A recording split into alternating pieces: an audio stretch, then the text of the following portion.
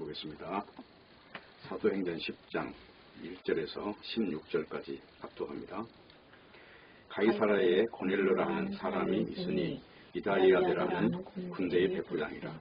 그가 경건하여 온 집으로 더불어 하나님을 경외하며 백성을 많이 구제하고 하나님께 항상 기도하더니 하루는 제9시쯤 되어 환상 중에 밝히 봄에 하나님의 사자가 들어와 가로되 고넬료와 하니 고넬료가 주목하여 보고 두려워 가로되 주여 무슨 일이니까. 선사가 가로되 네 기도와 구제가 하나님 앞에 상달하여 기억하신 바가 되었으니 네가 지금 사람들을 요빠에 보내어 베드로라 하는 시몬을 청하라.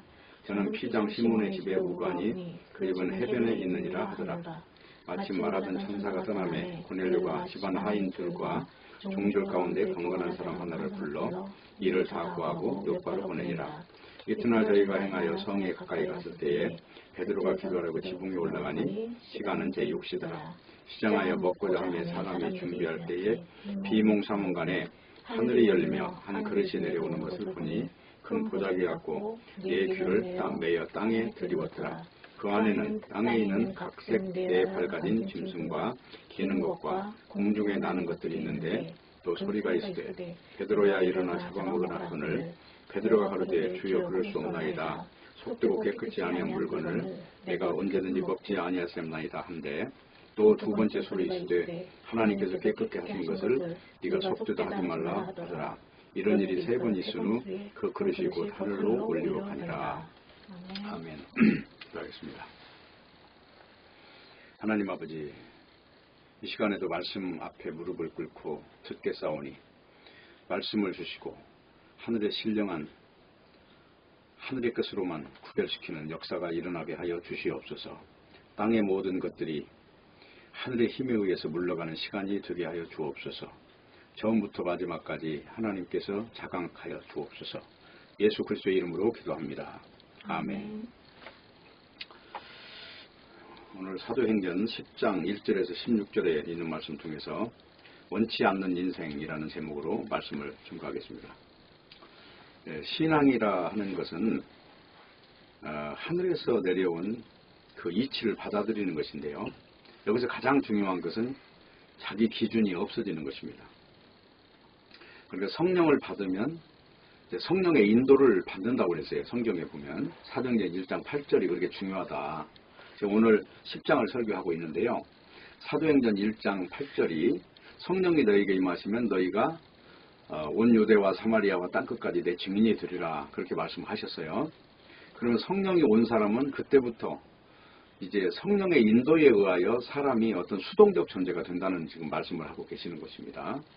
그렇기 때문에 온 유대와 그러니까 예루살렘에서 시작된 십자가 사건이 온 유대와 사마리아와 땅끝까지 이르러서 그 소식이 전해지는 것이 이제 성경 이야기예요. 특별히 오늘 사도행전 이야기 중에서 10장이 지금 말씀하고자 하는 것은 베드로의 그 오랜 습성, 그 종교적 습성, 그것도 이 신앙이라고 하는 이 절대선 앞에서는 의미가 없다는 걸 지금 말씀을 하고 있는 것입니다. 그러니까 여기서 우리가 볼 수 있는 내용은 사실은 10장 전체에서 나오는 내용이에요. 10장의 1절에서 이제 보면은 가이사랴에 고넬료라 하는 사람이 있다고 그랬죠. 그 이달리아 부대의 백부장이라는 거예요. 이제 100명을 책임지는 사람을 백부장이라고 합니다. 그런데 이 사람이 평소에 하나님을 진실로 믿었다는 걸 지금 말을 하고 있어요. 근데 이제 복음이 전해지면서 왜 사도들이 등장하는가 하면은 사도의 터가 있기 때문에 그래요. 지금 이 성경책도 사도의 터예요. 마태복음은 마태의 터고, 요한복음은 요한의 터고, 로마서는 바울의 터고, 다 그 사도의 터예요.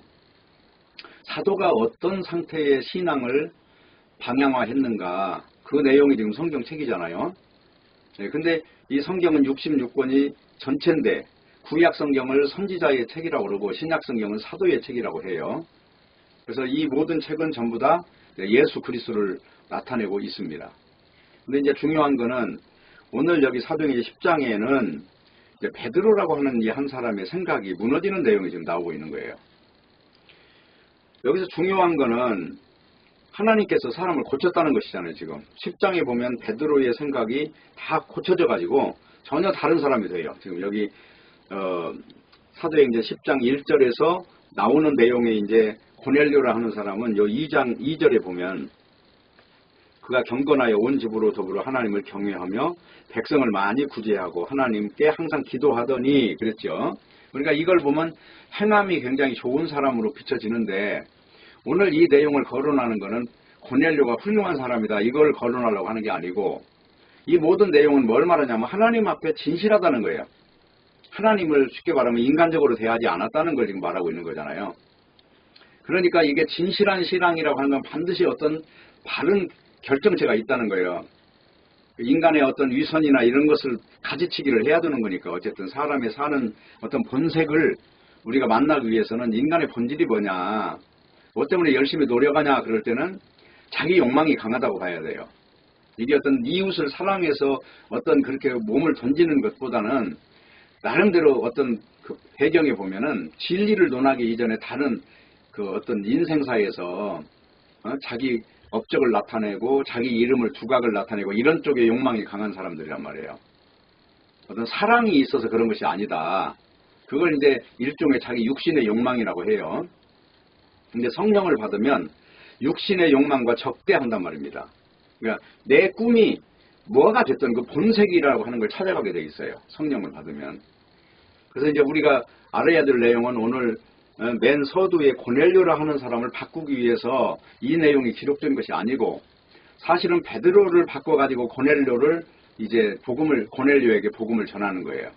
그 이방인을 차별이 없는 이방인에 대한 차별이 없는 시점에 도달시켜서 그 다음에 복음을 전하는 내용이 나와 있어요.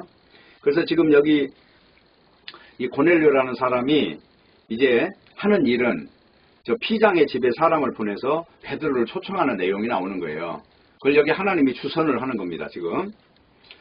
자, 그런데 이제 중요한 거는 여기서 우리가 분명히 결론을 내려야 될 것이 고넬료가 훌륭해서가 아니라 고넬료의 진실한 마음이 하나님께 연결됐다 이렇게 보셔야 돼요. 예, 이거 우선은 이 부분을 정리를 해야 되고요.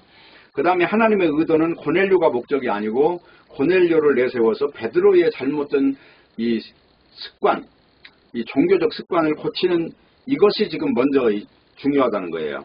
왜 그러냐 그러면 여기 9절에 보십시오. 이튿날 저희가 행하여 성에 가까이 갔을 때에 베드로가 기도하려고 지붕에 올라가니 이제 제 6시더라. 이게 뭐냐면 이제 배가 고프다 이 말이에요. 이 시간이. 그 시간에 어떤 일이 생겼냐. 시장하여 먹고자 하며 사람이 준비할 때에 비몽사몽간에 하늘이 열리며 한 그릇이 내려왔단 말이죠. 그리고 12절에 보면 그 안에는 땅에 있는 각색 4발 가진 짐승과 기는 것과 공중에 나는 것들이 다 있다는 겁니다. 지금 이 그릇 속에 땅에 있는 예를 들면 부정한 것, 도마뱀이라든가 뭐 고양이라든가 하늘에 날아다니는 까마귀라든가 이런 게 다 들어있다는 거예요. 그러면서 하는 말이 13절이에요. 베드로야 일어나 잡아먹으라 그러는 거예요 지금. 그러니까 뭐라고 그럽니까 14절에. 베드로가 가로되 주여 그럴 수 없나이다. 속되고 깨끗지 아니한 물건을 내가 언제든지 먹지 아니하였습니다. 그런데 하나님이 또 다시 내가 깨끗한 게 한 것을 네가 속되도 하지 말라 하면서 먹으라고 하는 거예요. 그러면서 이 일이 3번 있은 후에 그릇이 하늘로 올라갔다는 것은 하나님이 받았다는 얘기죠. 지금 이건 비유입니다. 비유. 근데 이제 어디까지나 베드로라고 하는 사람의 뇌 속에 들어있는 어떤 체계화된 생각이 지금 하나님의 말씀을 지금 거부하고 있어요. 그런 과정에서 어떤 일이 생기냐면 이 맨 마지막을 한번 가보세요. 44절 정도 가면은 이렇게 나옵니다. 베드로가 이 말할 때 성령이 말씀 듣는 사람에게 내려오시니 베드로와 함께 온 할례 받은 신자들이 이방인들에게도 성령 부어주심을 인하여 놀라니, 놀랬다는 거예요. 놀라니 그거는 성령을 받는 모습을 보고 너와 내가 똑같다는 것을 알았다는 거죠. 그러니까 여기 47절에 보면 베드로가 그래요. 이에 베드로가 가로되 이 사람들이 우리와 같이 성령을 받았으니 누가 능히 물로 세례줌을 금하려 하고 명하여 예수 그리스도의 이름으로 세례를 주라 하니라. 저희가 베드로에게 수일 더 유하기를 청하니라. 그러면서 10장 이야기가 이게 굉장히 긴 내용이 끝나는 거예요. 그래서 오늘 설교는 10장 1절에서부터 16절까지 읽었지만 사실은 이게 전체를 다 한꺼번에 봐야 돼요. 이건 설교를 한 번이나 2번으로 끝내야 되는 내용인데 이거를 다른 내용을 이야기할 필요가 없는 거예요. 여기서 중요한 것은 목적이 뭐냐면 유대인들의 사고방식과 하나님이 보는 시선과 그 다음에 이방인의 위치가 어떻게 달랐는데 어떻게 하나가 됐는가, 이 내용을 좀 다루고 있다는 것입니다. 그러니까 오늘 지금 앞부분에서 뭐 고넬료의 기도가 상달해가지고 그 사람을 하나님이 착하게 보셔서 어떻게 했다 이렇게 생각하면 안 되고, 그런 내용은 하나의 표현이에요. 중요한 거는 십자가라고 하는 거는 죄인을 용서하는 능력이란 말이에요. 십자가가 사람이 선한 사람만 구원하는 게 아니잖아요, 지금. 그렇죠? 그러면 구약성경의 여호와를 믿는 사람들은 누구냐? 여호와를 믿는 사람도 마찬가지로 하나님의 은혜라고 하는 걸 아는 사람들이란 말이죠. 그걸 어떻게 알 수 있어요? 유대인들에게 첫 번째로 가장 중요한 명절이 뭐냐면 유월절이란 말이에요. 유월절은 내 의를 가지고 살아난 것이 아니에요. 다 어린 양의 피 때문에 살아난 어떤 그 은혜를 말하는 것이지. 그게 유대인들이에요. 그러면 이런 의식을 가진 사람은 은혜라고 하는 것에 대해서 이렇게 남다른 식견을 가지고 있을 거 아닙니까? 그러니까 이방인이라 해도 지금 고넬료 같은 사람은 유대인들의 어떤 모임 같은 데 참석도 하고, 나를 그 당시에 그 여호와 하나님을 믿는 신앙인으로서의 어떤 삶을 살기를 원했던 사람이란 말이에요. 그러니까 이방인이라도 이제 그런 존재가 어떻게 해서 예수 그리스도의 복음을 듣게 됐는가 하는 그 내막이 여기 나와 있는 거예요. 그래서 사도행전 10장은 상당히 이게 길게 나와 있잖아요. 이게 긴데 이 내용은 한 가지 이야기를 하고 있는 것이다. 그래서 이제 앞에처럼 단락을 나눠서 설교를 할 필요 없이 한 번이나 두 번 설교하고 이건 끝내는 게 좋아요. 근데 여기서 우리가 분명히 알아야 되는 진리는 뭐냐면, 인간이라고 하는 것은 다 똑같다는 것입니다. 고넬료나 베드로나 우리나 지금 하나님의 시선에서는 지금 다 똑같다는 거예요. 십자가 아래에서 볼 때는 다 똑같다는 거예요. 고기를 먹는 자나 돼지고기를 먹는 자나 안 먹는 자나 이방인처럼 무슨 뭐 특별한 막 그런 고기 같은 걸 많이 먹잖아요. 근데 사실은 그 경건이라고 하는 기준점은 먹는 것이 아니라는 거거든요. 예수님도 그런 말씀 하셨죠. 입으로 들어가는 게 더러운 게 아니라, 그게 들어간 게 아니라 생각에서 나오는 것이 더럽다. 생각 자체가 은혜를 모르는 그런 사상이 더러운 것이다. 그거를 예수님은 말씀을 하신 거죠. 그렇기 때문에 지금 오늘 내용을 잘 보면은 고넬료에게 이제 나타나셔서 하는 일이 베드로에게 사람을 보내는 일이에요. 그러니까 베드로에게 사람을 보내서 청하면서 베드로가 이제 이 초청을 받으면서 바뀌는 내용이란 말이에요. 그러니까 고넬료가 사람을 보내 사람을 초청을 하면서 베드로는 그 시간 안에서 또 하나님의 작업이 있다는 거죠. 이쪽에 고넬료와 베드로를 만나게 하는 그 중간 지점에서 그 역사가 뭐냐? 그걸 성령의 역사라고 하는 거예요.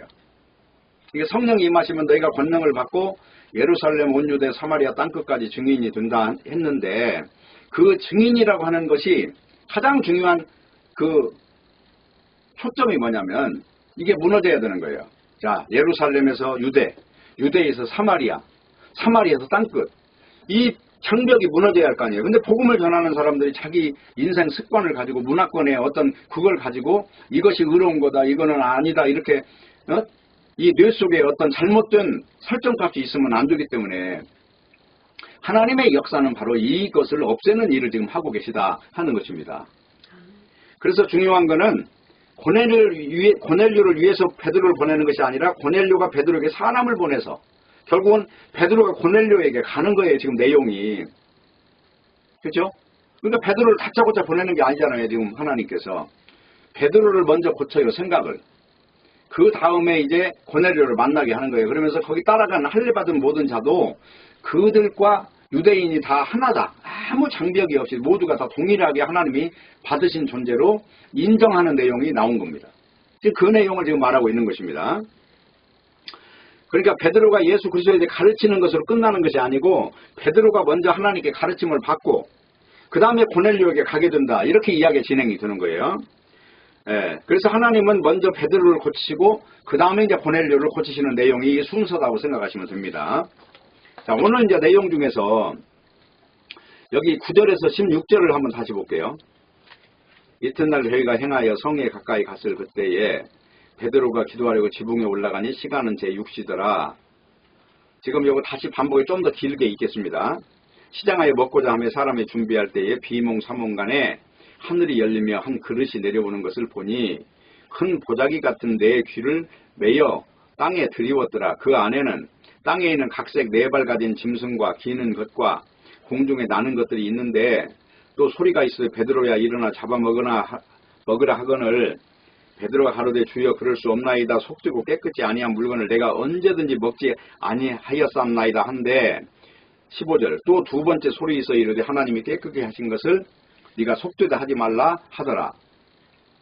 이런 일이 3번 있은 후 그 그릇이 곧 하늘로 올리고 가니라. 지금 올리고 갔다는 건 하나님이 받으셨다는 지금 이야기를 하는 것이죠. 자, 이 내용을 잘 보시면 이제 평소에 유대인들의 생각과 지금 여기 하나님의 생각이 어떻게 다른가 지금 충돌이 일어나고 있죠. 거기서 이제 가장 중요한 내용은 뭐냐면 13절에 하늘에서 외치기를 베드로야 일어나 잡아먹으라고 지금 했다는 거죠. 그 다음에 14절에 보면은 하나님이 그렇게 명령을 하는데 베드로는 뭐라고 답변하냐면 주여 그럴 수 없나이다. 내가 속되고 깨끗이 아니한 물건을 언제든지 먹지 아니하였다고 지금 답변하는 거잖아요. 하나님이 시키는 일을 지금 거부하고 있는 거잖아요. 그리고 이제 15절에 보면 하나님께서 깨끗하게 하신 것을 네가 속되다 하지 마라. 이렇게 하고 난 뒤에 지금 스토리가 끝나는 거죠. 분명히 맞죠? 이것을 보면은 율법적인 의식구조를 가진 사람들의 생각과 하나님께서 지금 완성된 그 하늘의 세계와는 얼마나 충돌하고 있는가 이걸 알 수 있다는 것이죠. 그러니까 우리 사람들이 부정하다고 여기는 이것이 하나님께는 아무것도 아닌 게 수도 없이 많아요. 그거 지금도 마찬가지인 거고. 우리의 삶 속에서 계속 이런 일은 나타나요. 문제가 뭐예요? 부정하다고 여기는 음식을 먹지 않는 것보다 먹는 것이 옳다고 지금 말하려고 하는 게 아니에요. 지금 문제가 뭐예요? 문제가 하늘에서 그릇을 내리시는 일은 그건 뭐예요? 그 의도가 뭐냐는 거예요. 먹든 안 먹든 중요한 게 아니에요. 그럼 뭘 말하려고 하느냐? 예를 들어서 유대인들이 부정한 것으로 여기는 이 고기를 먹으면 믿음이 없고 안 먹으면 믿음이 있고 이걸 지금 말하려고 하는 것이 아니다는 거예요. 지금 하나님께서 하고자 하는 건 그런 기준이 원래 없다는 겁니다. 지금 인간은 이 기준을 놓고 이걸 안 먹으면 이제 나는 선한 사람인데 하나님 먹으라고 생각해. 먹으면 선한 사람인 줄 안단 말이에요. 이 둘 다 아니라는 거예요. 하나님께서는 이 기준 자체가 없는 것으로 지금 결정을 내린 거예요. 맞죠? 왜 그럽니까? 성령이 가는 곳은 유대인의 세계를 벗어나서 사마리아와 땅끝까지 가야 되잖아요. 복음이 전해져야 되는데 인간의 고정관념은 어떤 삶 속에서 나타나는 어떤 규정들, 법 이런 것들이 있어서 선한 사람, 악한 사람 이렇게 나누는 현상이 생긴다는 것입니다. 이것 때문에 복음에 문제가 있다는 것입니다. 그래서 로마서 14장에 보면 이런 내용이 나와요. 로마서 14장에 보면요. 이 음식 문제가 나오거든요. 한번 읽어볼게요.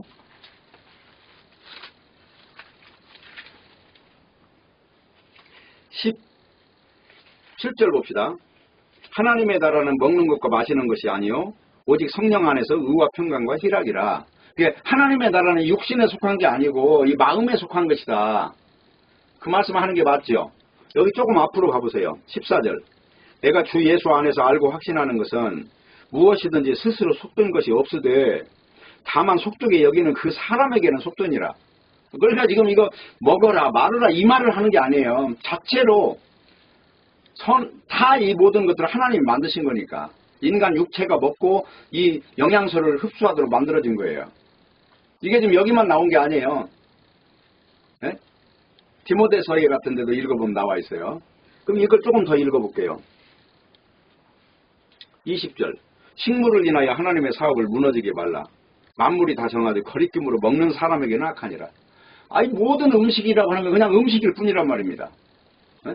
근데 한국에서는 지금 복음이라고 하는 게 들어오면서 술 문제를 걸고 들어온 거예요. 그래서 술과 연관해서 이게 믿는 자냐 아니냐 이걸 나눴는데 이건 큰 실수란 말입니다. 그걸 사람의 육신을 잘 되게 하고 있어 복음까지 바꿀 필요는 없는 거예요. 이 육신 문제는 어디까지 육신이에요. 요한복음에도 그러잖아요. 육은 육이요 영은 영이니 그러잖아요. 이건 전혀 같이 치부할 문제가 아니다. 섞을 문제가 아니다. 따로 있다는 거예요. 따로. 그러니까 지금 이런 것들이 오늘날 신앙의 척도가 되어 있는 게 얼마나 이게 안타까운 일이냐 말입니다. 그래서 이제 중요한 거는 베드로를 부르셔서 그리스도를 알게 한 거는 베드로 자신을 위한 것이 아니라 하나님이 부르시는 또 다른 사람들과 그 어떤 형성되는 생명의 세계를 말하고 있는 거예요. 복음이라고 하는 것은 인간의 어떤 습관이라든가 어떤 음식 문제라든가 건강 문제라든가 이런 문제는 다 초월되는 거예요. 왜냐하면 죽음까지도 이겨버리는 게 복음인데, 예를 들어 예수 믿다가 내가 뭐 음식을 먹지 말라는 걸 먹어가지고 뭐 잘못해서 죽었어요. 아, 죽었음들 그게 무슨 문제냐고. 다시 살아나는데 영원히. 죽음이라는 건 육신이 전부인 사람한테나 이게 문제인 거지. 그래 중요한 거는 우리가 바로 내 신앙을 앞세워서 다른 사람을 대한다는 거예요. 자, 이런 문제 때문에 복음이라고 하는 것이 얼마나 이게 천대받고 있느냐 이 사실을 잘 알아야 돼요. 그래서 살면서 어떤 사람은 뭐 좋은 직장을 가지고 있어요. 근데 어떤 사람은 직업이 소죽이고 돼지 죽이는 직업을 가지고 있다고 보자고요. 더군다나 옛날에 백정은 사람 아주 천한 사람이 하는 그런 직업의식이 있을 때, 그런 의식구조를 가지고 볼 때 이걸 죄책감으로 가득 차 있을 거 아니에요. 삶 자체가. 그러면 왜 그런 고기는 또 먹느냐 말이죠. 그런 기준은 정해놓고. 그러니까 이게 다 사람들 속에 있는 어떤 기준점이라고 하는 그런 아주 악마의 어떤 역할이 되는 거예요. 이게 선악과라는 게 딴 거 아니에요. 이거는 선, 이건 악, 이거 나누는 게 선악과예요. 생명의 세계는 그게 없어요. 예수님이 십자가에 죽으셔서 무슨 의인을 부르신 겁니까? 죄인을, 강도도 구원받고 가늠한 자도 구원받고 이런 게 복음의 세계 아닙니까? 그렇기 때문에 우리는 이 복음으로 나아간다는 사실을 이렇게 가볍게 알아서는 안 돼요. 내가 배워왔고 알아왔고 몸에 배인 내 신앙을 버리는 게 바로 하나님이 원하시는 거예요. 내가 알고 있는 모든 고정관념, 기준, 내가 옳다고 여기는 거, 내가 추하다고 여기는 거, 이거 다 의미가 하나도 없다 하는 것입니다. 그렇기 때문에 부정한 음식을 먹으면 안 된다고 믿는 사람은 다른 사람에게 부정한 걸 먹지 말라고 강요하는 현상이 생긴단 말입니다. 만약에 먹는 사람이 신앙이 있는 것으로 본다면 또 먹지 않는 사람을 업신여기게 된단 말이에요. 지금 오늘 여기 노마서 여기 조금 더 보세요. 그런 내용이 나오잖아요. 예? 여기 20절. 식물을 인하여 하나님의 사업을 무너지게 마라. 만물이 다 정하되 거리낌으로 먹는 자에게는 악하니라. 그리고 여기 조금 22절 보세요. 네게 있는 믿음을 하나님 앞에 스스로 가지고 있으라. 자기 옳다 하는 바로 자기를 책하지 않은 자는 복이 있도다. 그죠? 내가 지금 성경 안에서 어떤 하나님의 성령의 인도를 받고 이미 벽이 다 무너졌으면 그 무너진 삶을 사는 거죠. 누구의 이야기가 기준이 돼서는 안 된다는 얘기를 지금 하고 있잖아요. 여기 23절. 의심하고 먹는 자는 정죄되었나니 이는 믿음으로 쫓아하지 아니한 연고라. 믿음으로 쫓아하지 않은 모든 것이 죄니라. 바로 이 사도 바울의 사상이나 베드로의 사상이나 지금 똑같잖아요. 지금. 자, 이방인 다 받아서 하나님이 그들과 우리는 아무 차이가 없어. 소고기만 먹은 자와 돼지고기 먹은 자 똑같다는 거예요. 지금 그 이야기 결론 내리고 있는 겁니다. 그렇기 때문에 내가 이렇게 하니까 너도 이렇게 하라. 이건 전부 다 신앙이 아니에요. 알고 보면 그게 다 고정관념인 거고 그것이 하나님의 일을 무너지게 하는 일이에요. 그래서 신자의 신앙이라는 것은 딴 게 아니고요. 바로 내가 가지고 있는 기준 때문에 다른 사람을 이렇게 강요하지 않는 걸 신앙이라고 하는 것입니다. 근데 오늘날 이 교회는 어때요? 가면 벌써 지도자부터 시작해서 모든 걸 다 주입식으로 하잖아요. 어떻게 삶을 갖다가 뭐 경건한 삶이라고 해야죠. 훈련을 시켜. 성경의 경건한 삶이라는 것이 마치 술 안 먹고 생활이 아주 질서 있고 이걸 지금 말하는 줄 아는데 그런 개념하고는 다릅니다. 경건하다 하는 것은 하나님을 심중 깊은 곳으로부터 진심으로 믿고 있는 거예요. 그럼 어떤 일이 생겨요? 위선으로 전 모든 것들에 대해서 떠나게 돼 있는 거예요. 근데 오늘날 종교는 다 위선입니다. 종교치고 사람들이 많이 모여 집단화되어 있는 이런 곳에 집단을 성공을 바라고 그 훈련되고 있는 현장에서 위선이 없는 데가 어디 있습니까? 그렇기 때문에 어떻게 하면 저 사람에게 그리스도의 마음을 보여줄 수 있는가? 이것이 복음이에요. 복음이라는 건 어떤 생활 습관을 전하는 게 아니고 음식 문제를 전하는 게 아니고 하나님께서 다 이루신 그 에덴 동산에서 깨져버린 바로 그 자유와 능력 그 부분을 접근하게 해주는 것이 복음이다. 그래서 예수님이 죽을 때 십자가를 질 때 휘장이 갈라져 버린 내용은 예수 그리스도의 십자가 핏뿌림으로 인해서 누구든지 하나님을 만날 수 있다는 얘기거든요. 그게 갈라졌다는 건 지성소로 들어가는 거예요. 그전에는 대제사장만 들어갔잖아요. 거기를 들어갈 수 있다. 예수 그리스도의 이름으로. 그래서 히브리서에서는 뭐라고 말하냐 이렇게 말을 하고 있습니다.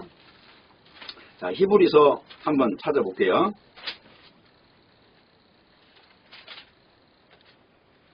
4장이에요. 4장 16절을 보겠습니다.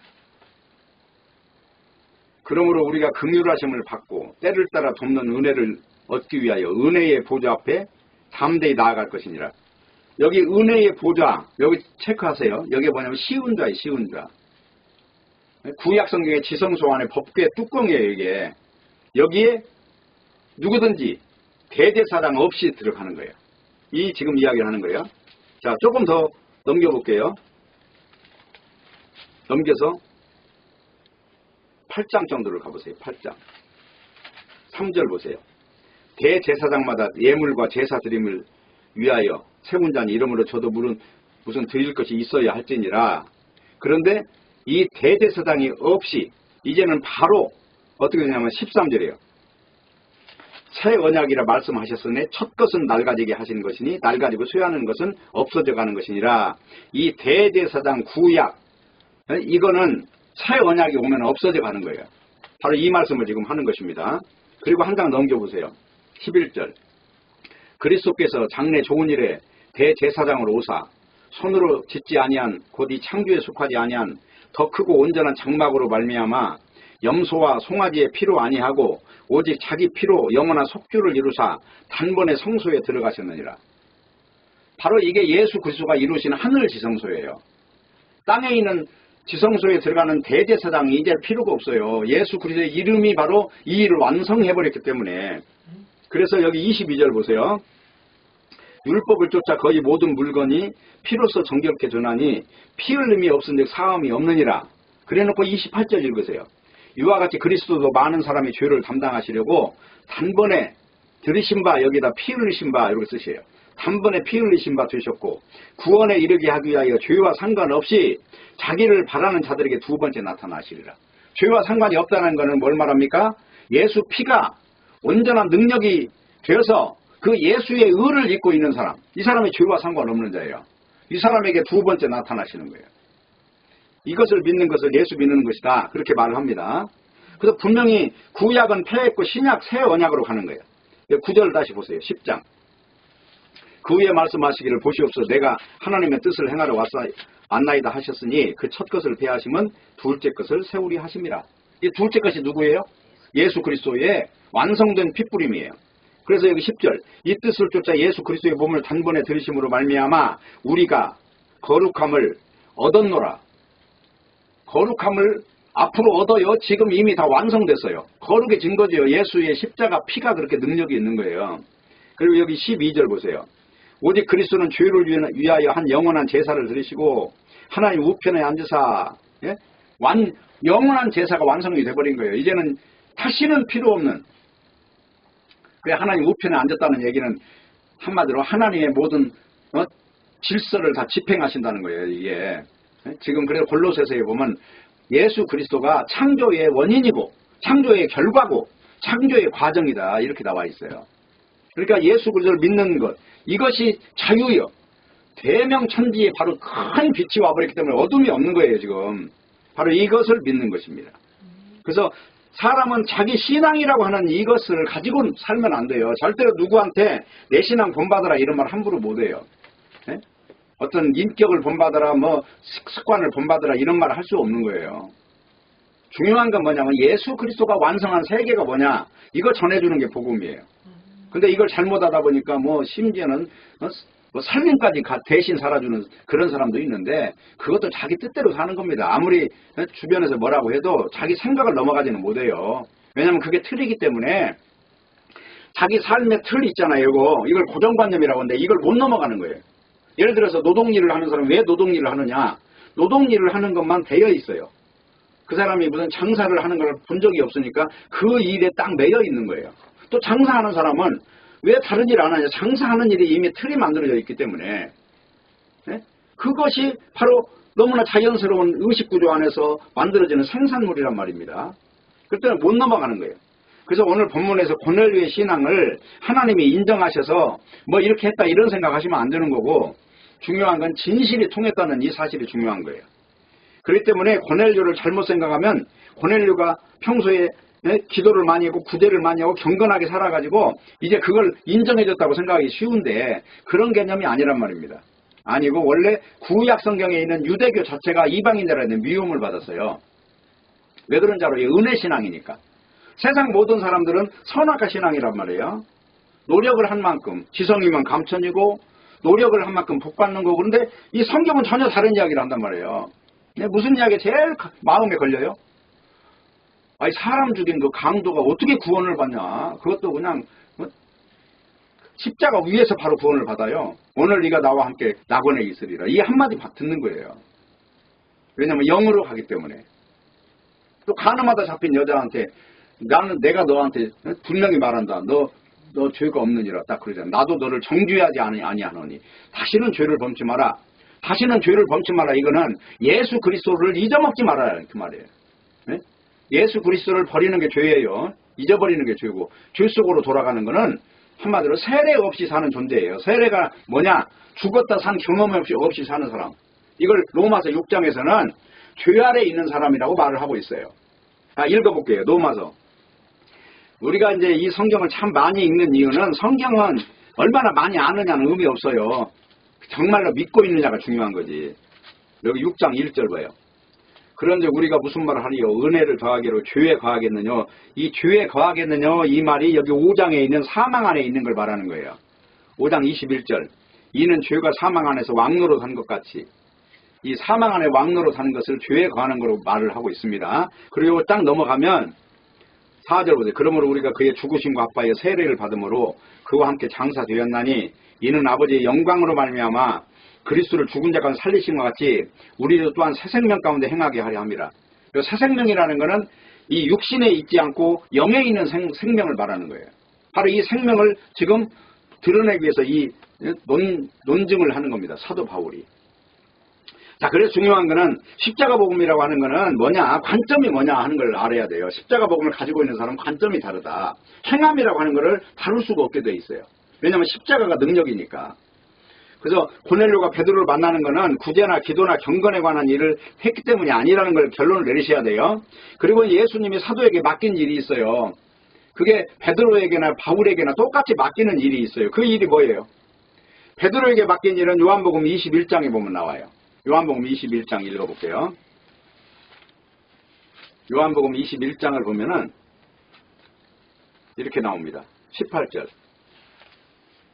내가 진실로 진실로 네게 이르노니 젊어서는 네가 스스로 띠띠고 원하는 곳으로 다녔거니와 늙어서는 네 팔을 벌리리니 남이 네게 띠띠우고 원치 아니하는 곳으로 데려가리라. 지금 이 사도들이라고 하는 특색이 이게 성령에 이끌려서 어디로 가요? 전혀 원치 않은 전혀 다른 문화권으로 가잖아요. 지금 가서 내가 바뀌는 거예요. 계속. 내가 바뀌는 게 얼마나 힘든지 아세요? 내가 바뀐다는 거. 예를 들어 아침에 일어나서 물 한 컵 먹는 사람이 그거 안 먹는 사람으로 바뀐다는 거. 또 밥 먹고 커피 한 잔씩 먹던 사람이 그거 안 먹는 사람으로 바뀐다는 거. 근데 여기 성경의 이야기는 사도들은 바로 이 길을 걸어가는 거예요. 지금. 그러면서 이 길을 걸어가서 써놓은 책이 바로 사도의 터예요. 마태복음부터 시작해서 요한계시록까지. 바로 이 성경책을 남겨놓고 그들은 이제 있어야 될 이유가 없는 거죠. 더 이상. 왜냐하면 죽음이 없는 세상을 한마디로 종횡무진하는 거예요. 결론을 내리겠습니다.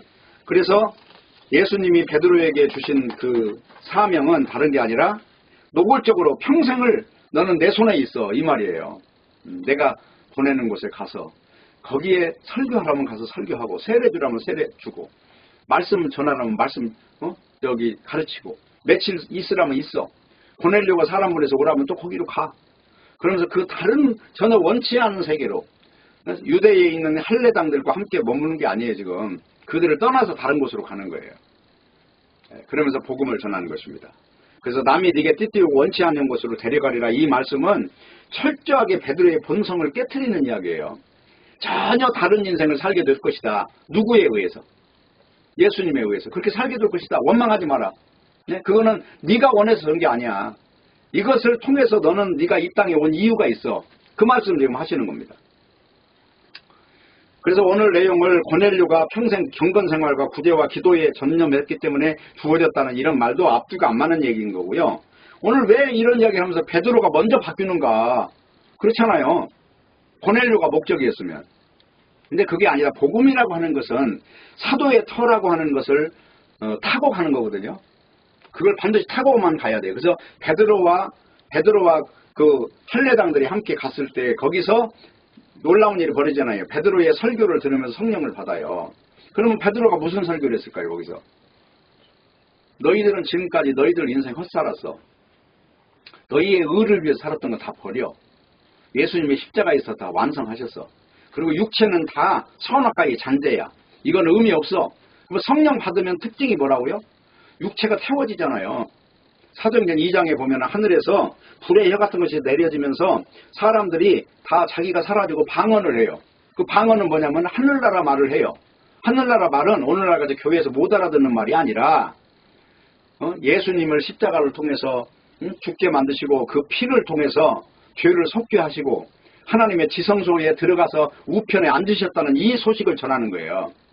방언이라고 하는 것은 사도행전 2장에 그대로 나와요. 어떻게 나오는가? 그거 한번 확인하고 끝낼게요. 사도행전 2장을 보세요.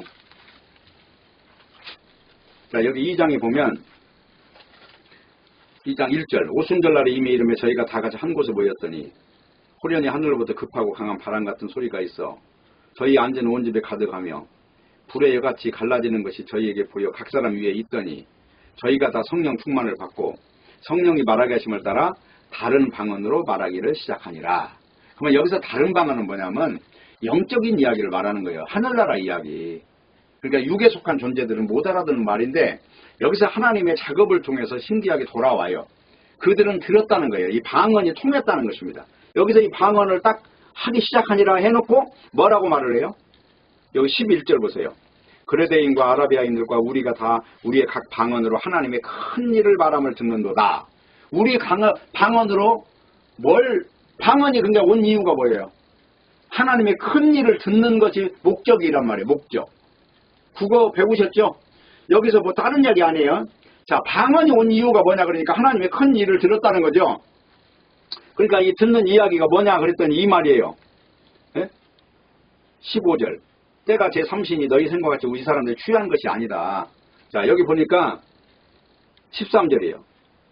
또 어떤 이들이 조롱하여 가로되 저희가 사술에 취하였다. 지금 무슨 알아듣지 못하는 하늘나라 이야기 하고 있으니까 저 사람이 무슨 술 취해가지고 육신 이야기가 아니니까 천국에 가니 뭐하니 영을 받니 어쩌니 죽지 않니 어쩌니 하니까 지금 그렇게 말을 했죠. 저 술 먹었다. 그러니까 여기서 베드로가 뭐라 해요? 삼신이 이 말은 금식 기간인데 무슨 술을 먹어 이 사람아? 이 사람은 취한 것이 아니고 성령 받은 거야. 그래서 여기 이 16절 이는 곧 선지자 요엘을 말씀하신 것이니 일렀으되 하나님이 가라사대 말세에 내가 내 영으로 모든 육체에게 부어주리니 너희의 자녀들은 예언할 것이요 너희의 젊은이들은 환상을 보고 너희 늙은이들은 꿈을 꾸리라. 그때 내 영으로 내 남종과 여종들을 부어주리니 저희가 다 예언한다. 이게 지금 방언이에요 다. 그러니까 그 사람들 이야기를 지금 육에 속한 자들은 하늘나라를 믿지도 못하는 사람들이 어떻게 이 말을 알아듣겠냐. 그러니까 이 사람들은 방언인 거예요. 방언. 못 알아듣는 말이다. 이해됐죠? 지금 그 말을 하는 거예요. 그러면서 가장 중요한 이야기가 31절이에요. 미리 보는 거로 그리스도의 부활하심을 말하되 저가 음부에 버림이 되지 않고 육신이 썩음을 당하지 아니하시리라 하더니 이 예수를 하나님이 다시 살리신지라. 우리가 다 이 일의 증인이로다. 네, 이 설교를 하는 거예요. 이 방언 받은 사람들이. 뭐 다른 말 하는 게 아니잖아요. 예수님 부활하셨어. 우리가 증인이야. 이게 방언이란 말이에요. 맞습니까? 그 다음에 여기 좀 한 장 더 넘겨봐요. 36절. 그런즉 이스라엘 온 집이 정령할지니 너희가 십자가에 못 박은 이 예수를 하나님이 주와 그리스도가 되게 하셨느니라 하니라. 이게 방언이란 말이에요. 이게 방언. 네? 그래서 바로 이렇게 변해버리는 거예요. 성령 받으면. 오늘날도 마찬가지예요. 성령 받으면 예수 십자가밖에 할 말이 없어요. 예수님이 부활하신 그 부활체가 실체라는 말밖에 할 말이 없단 말입니다. 네? 그런데 문제는 뭐냐면 사도들의 터는 그 당시에 아무리 바른 진리를 외치고 복음을 설파해도 돌아오는 건 냉대와 모멸과 학대였다는 거예요. 이걸 일컬어서 원치 않는 길이라고 하는 거예요. 왜? 문화가 다르니까. 그런데 그 중에서 하나님이 놀랍게도 선택하는 사람들이 있어요. 그 사람들한테는 복음을 전하면 복음이 믿어져요. 바로 이런 이야기를 하면서 끝내는 것이 사도행전 이야기입니다. 그래서 베드로에게 그런 거스르는 세월이 주어졌던 것이고 사도들의 일생은 다 똑같아요. 사도 바울도 마찬가지고. 사도 바울의 인생도 거북스러운 죄수의 신분으로 배를 타고 로마로 가요. 그리고 죽으러 가는 거예요. 죽으러. 뭐 우리 육신 잘 먹고 잘 살라고 하는 게 아니라 이 복음은 다 뛰어넘는 거니까 죽음도 넘어가고 가난도 넘어가고 모멸과 학대도 넘어가서 영광의 세계를 보고 걸어가는 거예요. 이 잠시 잠깐 후에는 영원히 죽지 않는 세계, 영원히 망하지 않는 세계가 있다는 사실을 확신하면서 걸어가는 것들이 사도들의 걸어가는 길이었다는 것입니다. 오늘 이러한 사실을 우리가 알고 삶에 있어서 예수 그리스도를 믿는다는 이 삶에 있어서 우리는 사실상 알고 보면 원치 않는 길을 걸어가는 사람들이에요. 이 길을 우리가 기꺼이 받아들이면서 형제를 만나는 일에 우리 속에 있는 기준점을 버리는 것이 자세가 될 것입니다. 바로 이것을 살아가는 사람을 일컬어서 자유를 가진 자, 종의 멍에를 벗어버린 자라고 말을 하는 것입니다. 모쪼록 이런 축복이 우리 모두에게 함께 하시기를 바랍니다. 기도합니다. 하나님 아버지 감사합니다. 오늘 또 말씀을 주셨사오니 자유가 무엇이고 승리가 무엇이고 십자가가 무엇이고 부활이 무엇인지 이 사실을 분명히 믿는 자가 되게 하시고 고넬료가 경건한 사람이라고 하는 이 말에 대해서 위선적으로 생각하지 않고 뼛속 깊이 진실한 마음으로 이 말을 이해할 수 있도록 역사해 주옵소서. 예수님의 이름으로 기도합니다. 아멘.